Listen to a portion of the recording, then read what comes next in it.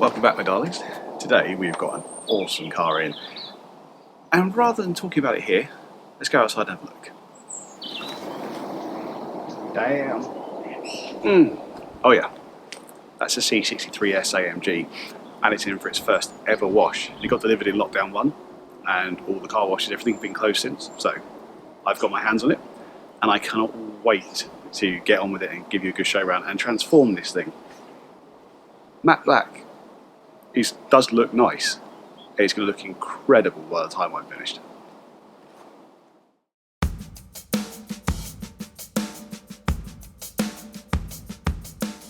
Alright, let's just get stuck in. First off with the inside, it's not that bad in here. You know, it's not that old a car, so it shouldn't be that dirty, and it isn't. Just a bit of dust, a bit of gravel, that's about it. That control wheel, I know from my GLC, really holds on to the dirt, so I'm going to put a lot of effort into that later when I'm cleaning it, as you'll notice. Going around it now, but I'll go hit it with the fine detail brush and extra care with the microfiber again a bit later for some stubborn spots.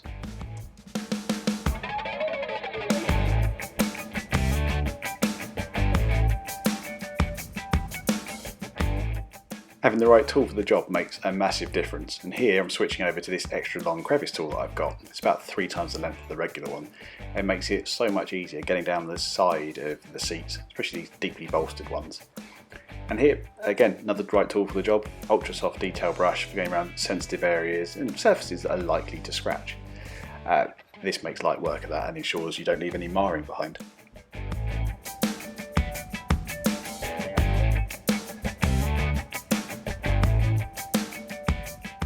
And this is why it's called detailing.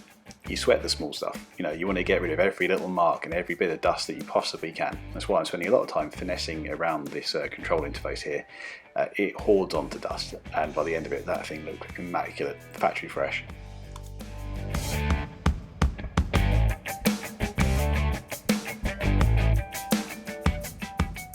And now it's the bit that you're really here for. Look at the outside of this thing. Needs a good clean, doesn't it? That's 9 months of road film on it, and at this time of year, with all the salt on there, it's going to get bad. But if you look at the wheels, you can really see that those massive brakes are chucking out a lot of dust and dirt on there. So, going around, pre-soaking it with a bit of Bilt Hamber Surfex HD at 20:1.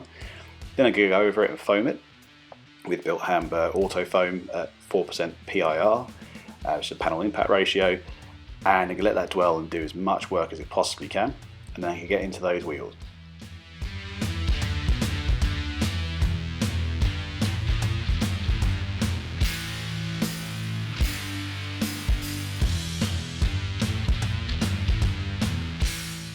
Ah yes, the first of many times that I accidentally opened the rear boot with my feet or the hose, because it's got a kick sensor under there.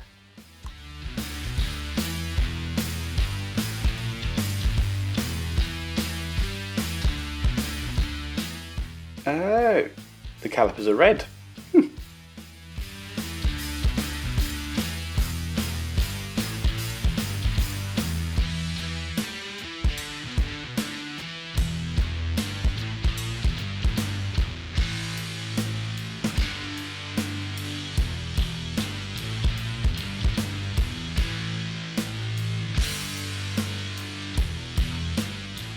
Now, if you're wondering, why have I left in so much footage of me on the other side of the car where you can't really see what I'm doing? Mainly because, well, look at the car.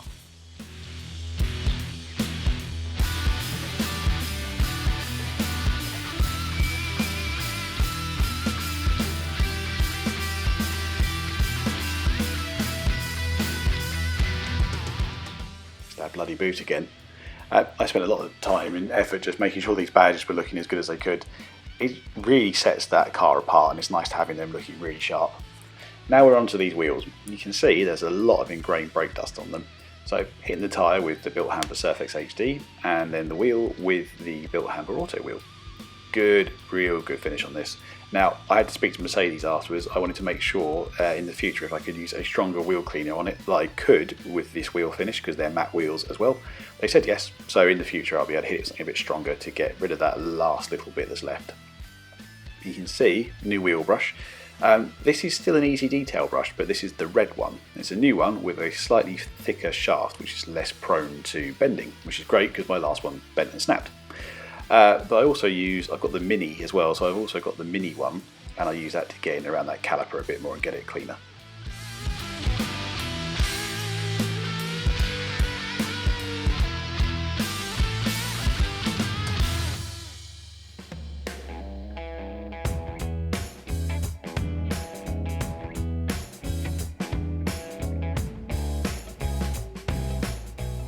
Now the pre-wash had done its job. It has shifted a lot of the dirt, which is great.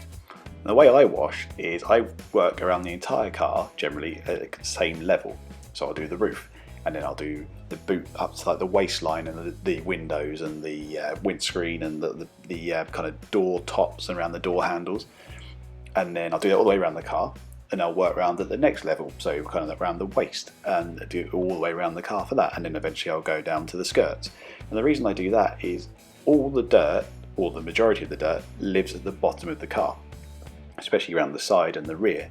So all the time I'm working at a consistent level around the top, I'm not picking up more dirt than I have to, and then potentially marring another panel. So it's consistent all the way around the car. That's my logic. Seems to make sense, and I've never had any problems. So I think it's a good process to follow.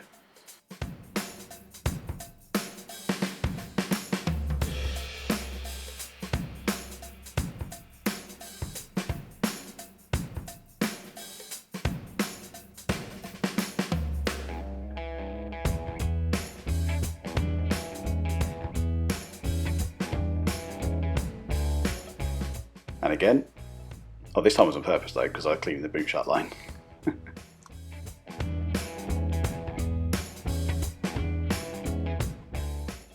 If you're wondering what I'm doing here, I was curious to see if another hit of Bilt Hamber auto wheel would make the wheels any better. No, it didn't have a massive effect this time, hence why I wanted to speak to Mercedes about getting a more powerful cleaner on those rims.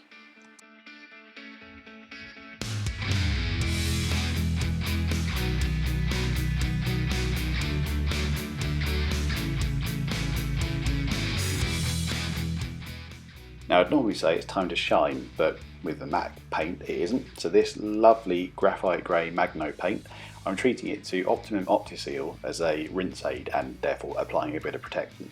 Now this product's fantastic on matte cars because it doesn't really have any glossing agents in it, therefore it's not going to make it look shiny, but it does add a level of jetting, makes it look super slick and clean, a bit darker, and critically a bit more protection as well.